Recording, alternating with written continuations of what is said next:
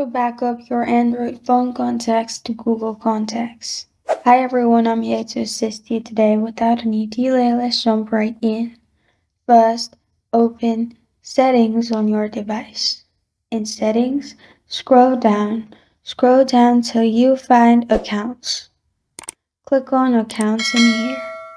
After that, search for your Google account and click on your Google account. After you're in your Google account, click on Account Sync, which is the second option. After that, in here you'll find Contacts. Make sure it's turned on. Make sure the circle is on the right side.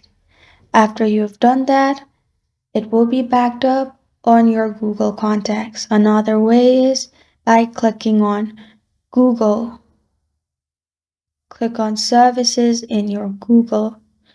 After you've clicked on Services, scroll down in here and then click on Google Contacts Sync. After you click on it, make sure Google Contacts Sync is turned on. After you've done that, if you go to contacts.com, you will find all your contacts in here. And this is how to back up your Android phone contacts to Google account.